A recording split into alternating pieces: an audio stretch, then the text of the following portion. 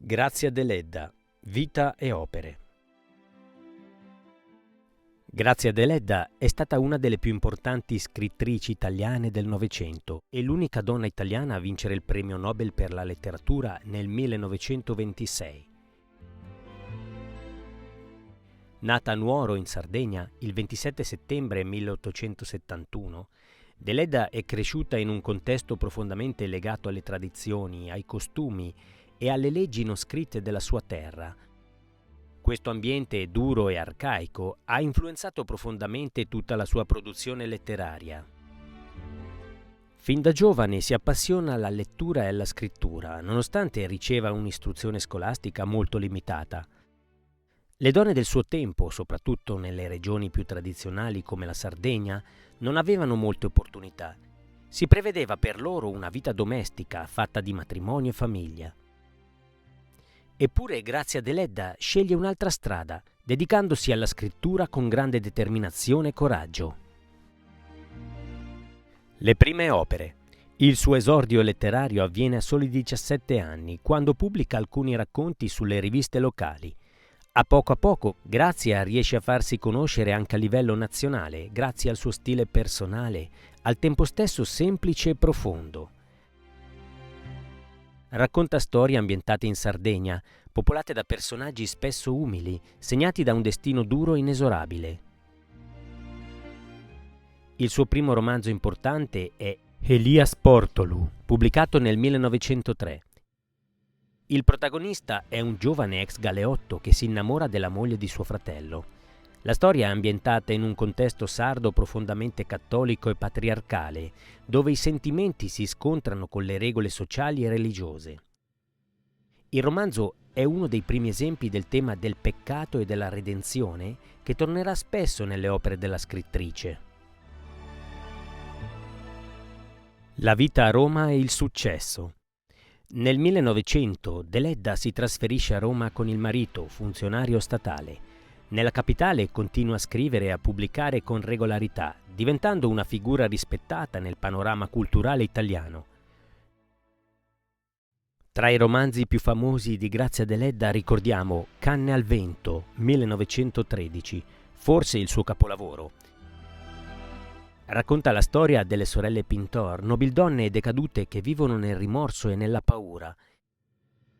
Il personaggio chiave è Efix, un servo fedele che cerca di riscattarsi da un peccato commesso anni prima. Il titolo richiama l'immagine dell'uomo debole come una canna al vento, in balia del destino. La madre, 1920, narra il dramma di un giovane prete, Paolo, e del suo conflitto tra vocazione religiosa e amore terreno. Il personaggio della madre incarna il senso del dovere e del sacrificio, ma anche un'ossessione per la purezza e l'onore familiare. Cenere, 1904, romanzo poi adattato in un film con Eleonora Duse. Racconta la vicenda di una madre che, per proteggere il figlio, decide di allontanarsi da lui e sparire, lasciandolo crescere in un contesto migliore. Il senso del sacrificio materno è centrale. Nel 1926 le viene conferito il premio Nobel per la letteratura, con questa motivazione: per la sua ispirazione idealistica, che con chiarezza plastica ritrae la vita nel suo luogo natale e con profondità e simpatia tratta problemi umani di valore generale. Con questo riconoscimento, Grazia Deledda entra nella storia come una delle grandi scrittrici europee del suo tempo. La sua vittoria è particolarmente significativa se si considera che in quel periodo le donne scrittrici erano ancora poco accettate negli ambienti accademici e letterari. Temi principali delle sue opere. Le opere di Grazia Deledda sono profondamente radicate nella realtà sarda.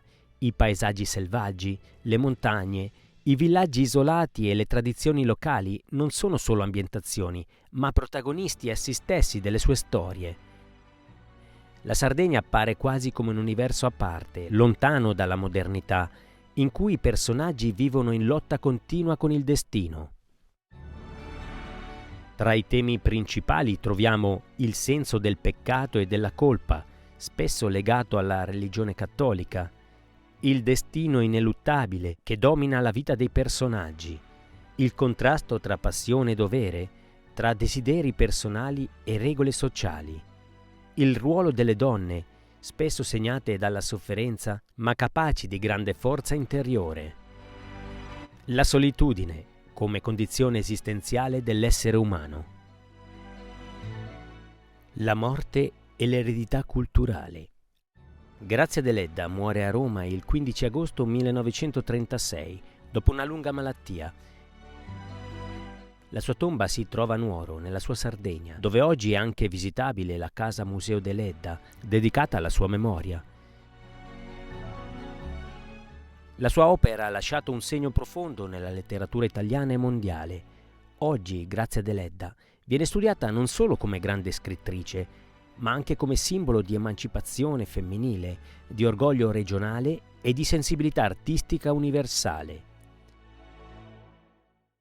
Grazia Deledda è una voce unica nel panorama letterario italiano. Con i suoi romanzi ha saputo raccontare l'anima della Sardegna e al tempo stesso l'anima dell'uomo.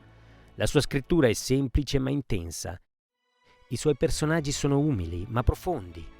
Le sue storie sono locali ma universali. Per questo, a quasi un secolo dalla sua morte, le sue parole parlano ancora a tutti noi.